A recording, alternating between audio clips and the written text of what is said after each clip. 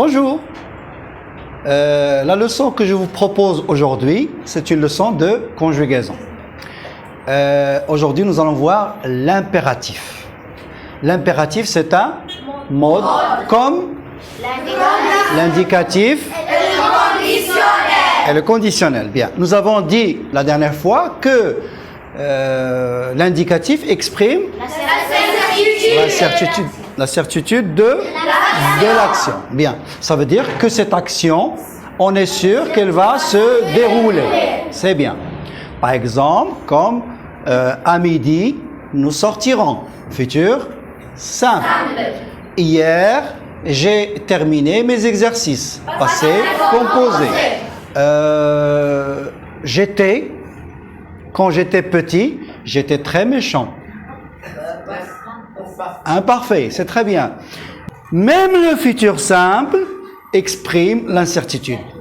Même si c'est un futur, c'est l'avenir si vous voulez, mais c'est un futur qui est proche, qui n'est pas très loin. Par exemple, à midi, on est sûr qu'on va sortir, on ne va pas rester ici. Bien.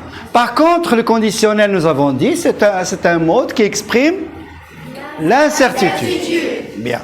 Pourquoi? Parce qu'on n'est pas sûr que l'action va se dérouler. Si je vous dis par exemple, qu'est-ce que vous voulez devenir plus tard, vous allez dire, quand je grandirai, je serai pilote, je serai médecin. Donc vous utiliserez le conditionnel présent. Bien. Donc l'impératif, c'est aussi un mode. Mais c'est un mode qui est un peu différent des autres modes. Donc, première remarque, c'est que il y a, si vous voulez, on n'emploie pas le pronom personnel. Par exemple, au futur simple, au conditionnel, on dit je, tu, il, nous, vous, il. Dans l'impératif, il n'y a pas de pronom personnel. Bien, première des choses. Pas de pronom personnel. Deuxième remarque, comme par exemple, prends ton livre. Hein? Prends ton livre. Remarquez aussi, deuxième remarque, il y a un point d'exclamation. Donc, présence du point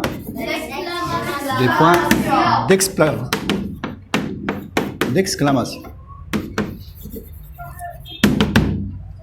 Bien. Troisième remarque, c'est qu'on conjugue le verbe seulement à la deuxième personne du singulier, première personne deuxième personne du pluriel. Bon, on peut résumer ça, on peut dire première et deuxième personne du pluriel. Donc si vous voulez tu, nous et vous, mais sans employer le pronom personnel. Bien. Donc troisième remarque, le verbe se conjugue seulement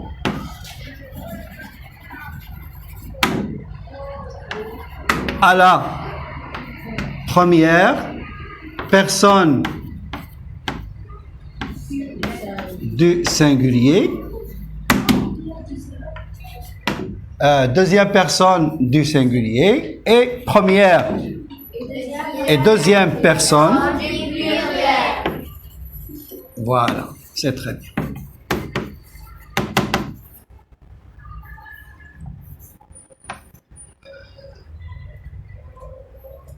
Exemple. Oui?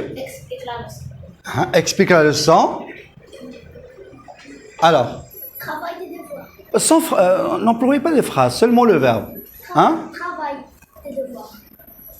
Travail ou bien? Prends. Prenons. Prenez. Prends. Prenons. Prenez. Un autre exemple? Respecte. Respectant. Respectez. Mhm. Brosse, brossant, brosse. Très bien. Danse, dansant, danse. C'est très bien. Mange, parlant, parle.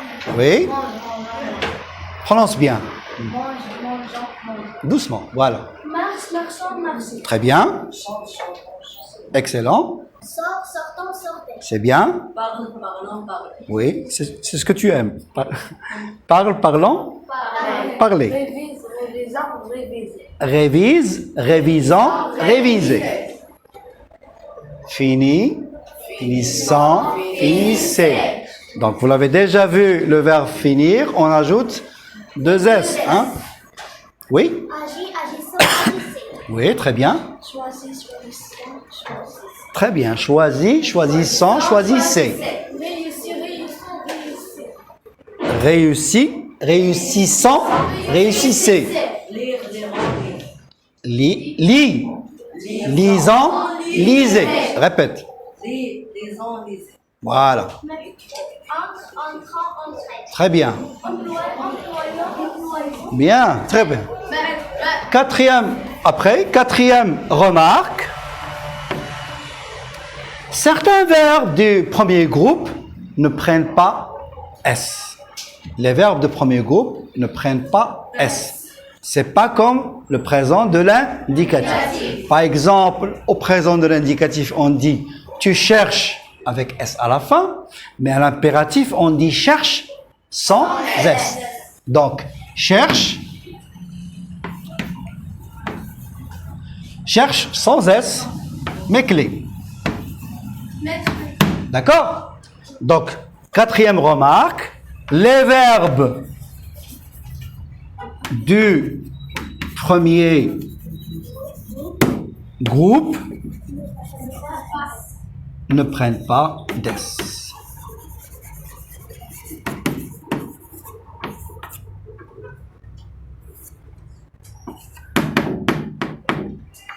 À la fin. Bien.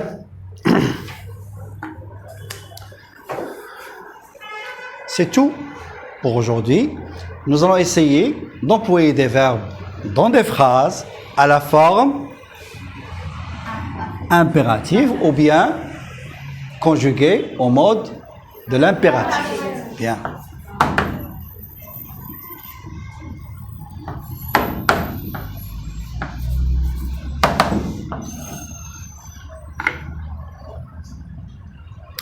Mais avant cela, j'aimerais vous faire donner une petite remarque. C'est que cet impératif, il est au présent, toujours. Il est au présent. Ça veut dire quoi l'impératif présent? Ça veut dire qu'il existe d'autres temps. Mais, par exemple, l'impératif passé, ça existait autrefois. Hein? C'est pourquoi, dans des livres de conjugaison, vous pouvez trouver l'impératif passé. Mais on n'emploie plus l'impératif passé.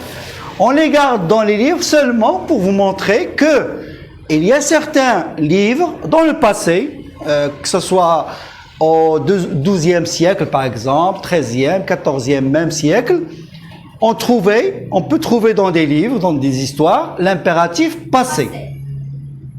D'accord? Par exemple, on peut dire, au lieu de dire « prends ton livre », on va dire « aie pris ton livre ».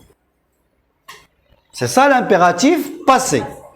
Mais ça n'existe plus. On ne peut pas donner un ordre dans le passé. C'est clair? C'est pourquoi maintenant on n'emploie plus l'impératif passé. C'est pourquoi vous trouvez le présent. S'il y avait seulement l'impératif présent, on n'aurait pas dit présent, on va dire seulement l'impératif. Mais puisqu'on dit l'impératif présent, ça veut dire quoi? Qu'il existait d'autres temps. Et c'est vrai, il y avait l'impératif passé, mais c'était autrefois, dans d'autres siècles, 12e, 11e siècle, etc. Bien.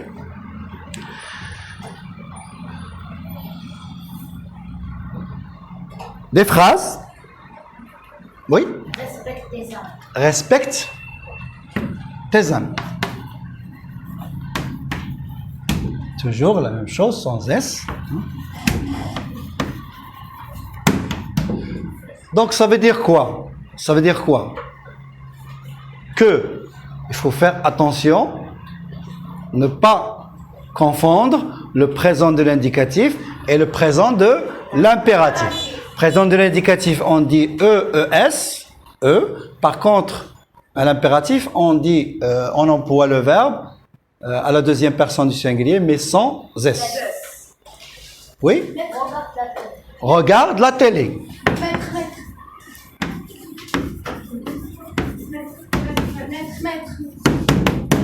Hein? Oui? Révise tes leçons.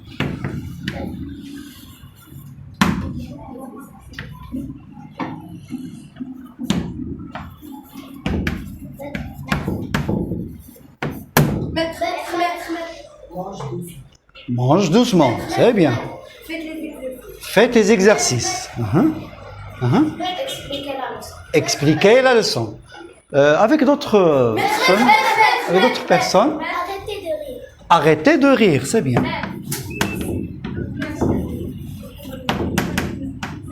Oui. Prépare ton dîner avant 10 heures. Prépare ton dîner avant 10 heures. Très bien, excellent. Parlez doucement. Oui. Bien. Maintenant, on va passer à autre chose après.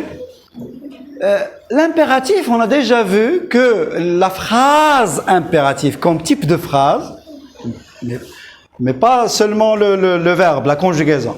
Dans la grammaire, on a vu que la forme impérative exprime 3 sens. Quels sont ces 3 sens? Donc, il exprime l'ordre. Attendez.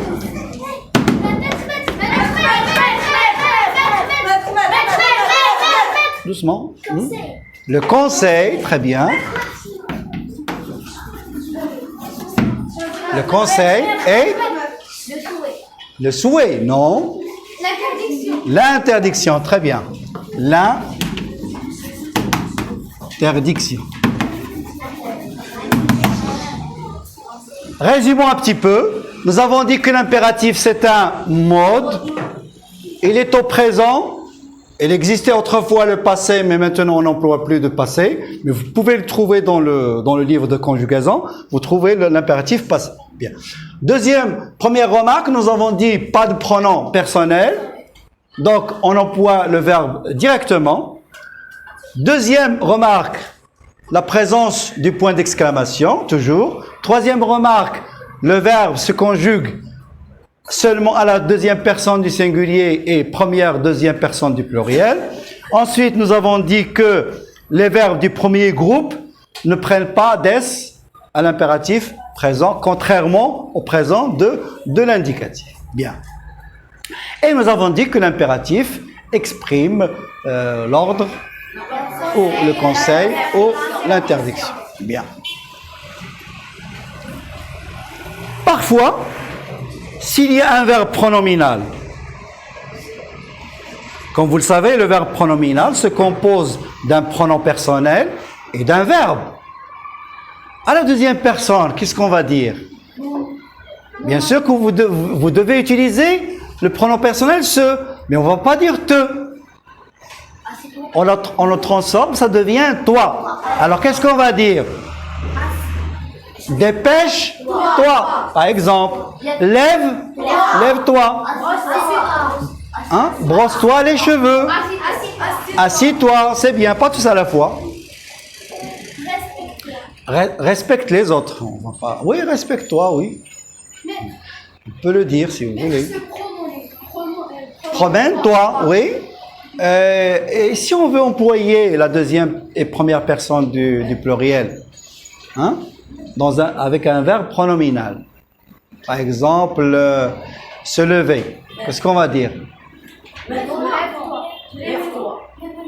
Lève-toi. Et levons-nous. Levez-vous. Vous avez compris? Alors donc, lève-toi, levons-nous, levez-vous. C'est tout pour aujourd'hui. Merci d'avoir participé et écouté.